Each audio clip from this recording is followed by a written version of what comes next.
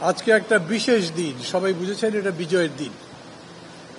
বিজয়ের সাথে সাথে বিজয়ের পশ্চাতে পশ্চাতে যেগুলো আসে, অনেক শঙ্কা, ভয়, অনেক ধরনের বিপদের সম্ভাবনা, এগুলো সবকিছু নিয়েই বিশেষ করে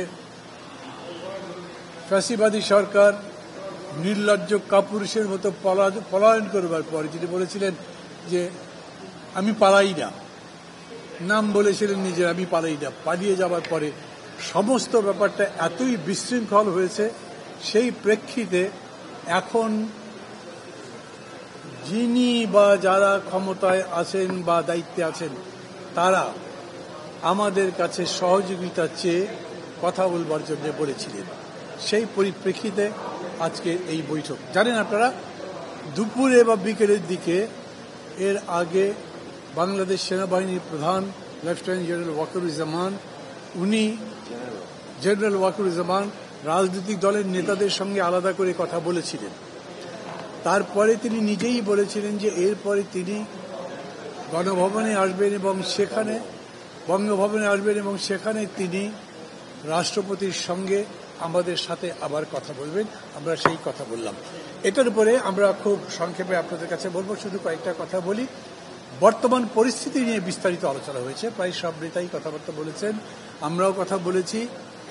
বিশেষ করে আমরা প্রথমেই যারা এই আন্দোলন জয়যুক্ত করবার জন্য নিজেদের জীবন দিয়েছেন, শহীদ হয়েছেন, তাদের স্মৃতির প্রতি শ্রদ্ধা জানিয়ে দাঁড়িয়ে 1 মিনিট নীরবতা পালন করেছি, দোয়া করেছি এবং তাদের স্মরণ করেছি এরকম করে।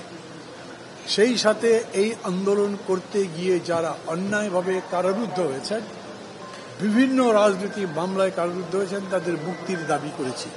এটা সবার কথা বলছি, আমরা সবাই মিলেই। এর মধ্যে বিশেষ করে বিএনপি চেয়ারপারসন বেগম খালেদা জিয়া, খুবই অমানবিকভাবে যাকে জেলখানায় আটকে রাখা হয়েছে, চিকিৎসার ব্যবস্থা করা হচ্ছে না, তার মুক্তির কথা বলেছি। এই প্রসঙ্গটা বিশেষ করে তাদের দলের সাধারণ সম্পাদক সহ অন্যান্য নেতৃবৃন্দ তুলেছেন, আমরা সবাই সমর্থন করেছি। সরকার পক্ষ থেকে, মানে এখন যারা সরকারের প্রতিনিধিত্ব করেন, প্রেসিডেন্ট এবং প্রধান সেনাপতি, তারা বলেছেন এই ব্যাপারে যত শীঘ্র সম্ভব ব্যবস্থা নেবেন এবং তাকে মুক্ত করবেন, তারপরে তার সুচিকিৎসার জন্য অবিলম্বে ব্যবস্থা করবেন।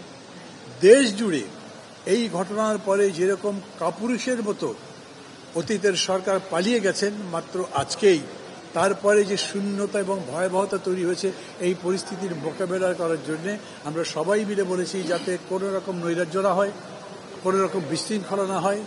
যারা লুটপাটকারী, যারা সুযোগ সন্ধানী, যারা যে কোনোভাবে পরিস্থিতির সুযোগ দেওয়ার চেষ্টা করে, আইন শৃঙ্খলা পরিস্থিতির ব্যাঘাত ঘটিয়ে অন্যান্য কিছু করে, তাদেরকে রোখার জন্য আমাদের সম্মিলিত একটা আহ্বান জানাতে হবে। আমরা সেই আহ্বান জানিয়েছি এবং তার প্রেক্ষিতে আজকে রাত্রেবেলায় আশা করছি ওখানে উনি বলেছেন রাষ্ট্রপতি জাতির উদ্দেশ্যে একটা ভাষণ দেবেন এবং প্রধান সেনাপতিরও একটা বক্তব্য এই প্রসঙ্গে থাকবে। আমরা বলেছি বিশেষ করে এই শূন্যতা দীর্ঘস্থায়িত হতে দেওয়াই যাবে না, অতএব যত